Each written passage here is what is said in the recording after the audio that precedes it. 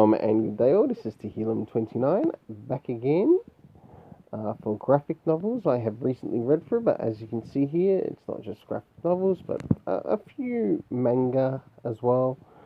So, let's just go through the list of things that I've read through, and some light novels included, light novels as well as novels included. Starting off with The Bridge by Peter J. Tomasi. I really enjoyed that. Slugfest between DC and Marvel. Heartstopper, Volume 3. Surprisingly, I read Volume 4 before I read Volume 3, but I'm not too worried about it. Stranger Things, Mega Man, Fully Charged. James Tinian's Wind, Volume 1, which I think was a little bit more better than his second volume. Which is up here, Wind second volume. Then we have Strange Academy, volumes 1 and 2. Spectre and Spectres, which I really enjoyed. Orphan Blade, very interesting story, I must admit. Pros and Comics, Pros and Cons at Comic Cons. The 47 Ronin, The Wicked Righteous. Of course, some more Brian Michael Bendis, Fortune and Glory, some more manga and manga-related content.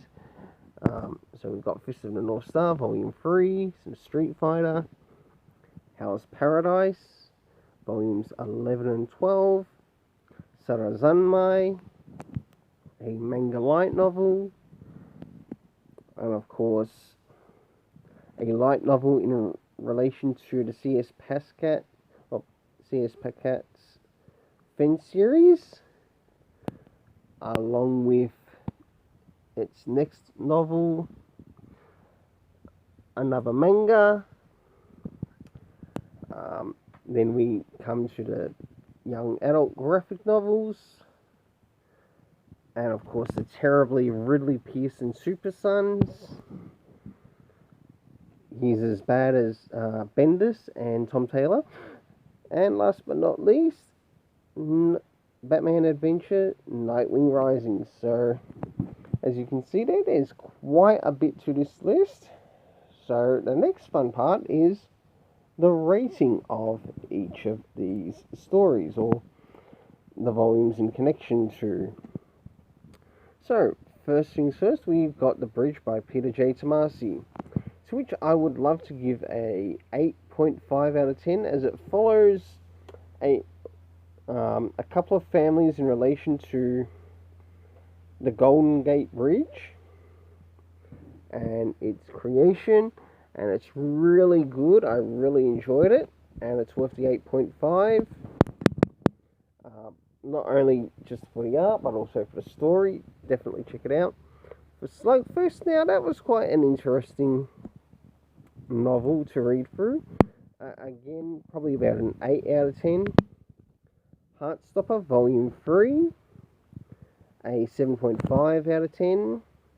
Stranger Things, they tried to do something a little bit different with this particular graphic novel, to which what they did is they sort of like centered it in relation to a student connected to the school to which the Stranger Things characters go to, and they set up their own little club.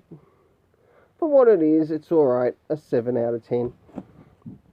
I wouldn't call it best thing since sliced bread, but definitely worth checking out. Mega Man Fully Charged, I definitely enjoyed reading the singles of this series, and 8 for the actual graphic novel. Now, moving into Wind, a 7.5 for both volumes. Then we've got Strange Academy, which will get, in this case, an 8 for both volumes. Spectre and Spectres, it was nice to read through the series, read through it again, but as a trade, an 8 out of 10. Orphan Blade, very interesting story this, because it deals with a character who ends up having a bit of an accident, loses one of his hands, and something happens with a blade that he actually has. and it's in some way that it sort of like joins to his body and he's able to use it to defend. So a character somewhat gains a veteran disability of sorts and finds some way to overcome it. So for that, it's worth an 8 out of 10. Moving into pros and cons. Interesting, but I'm giving it a 7 out of 10. 47 Ronin. This is not your Keanu Reeves 47 Ronin, but for what it was, and it even had Stan Sakai playing a part in this film's creation. 8.5 out of 10. Wicked Righteous, yeah, I'm afraid I'm going to have to give it a 6.5 out of 10. It was interesting, but not for the faint-hearted. Fortune and Glory, considering it's Jinx World, it's a little bit boring. 5 out of 10, just Brian Michael Bendis over-aggrandizing himself.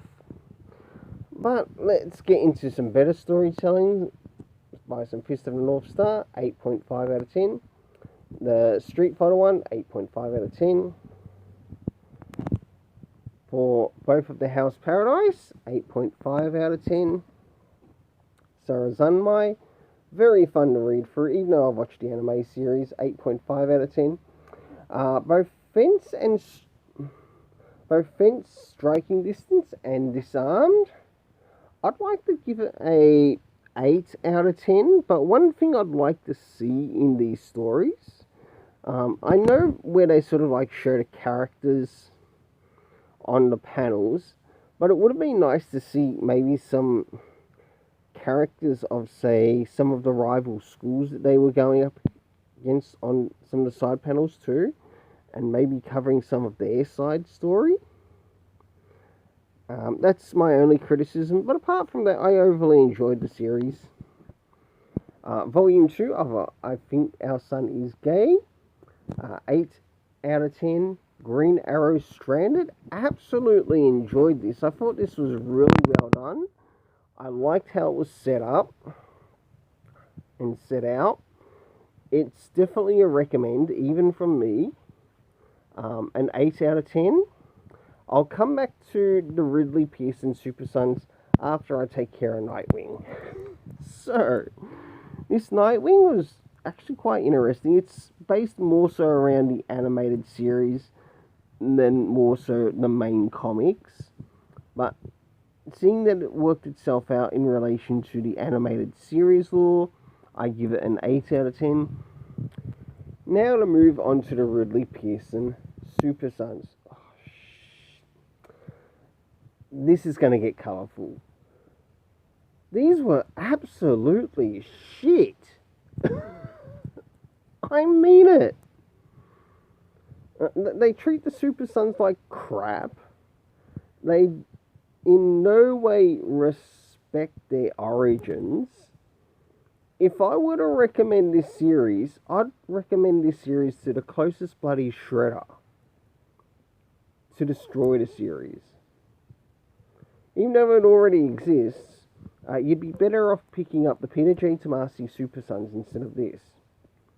So my overall rating for the Ridley Pearson Super Sons, a minus 10 out of 10. Well, until then, let's keep it colourful and have yourself an awesome day.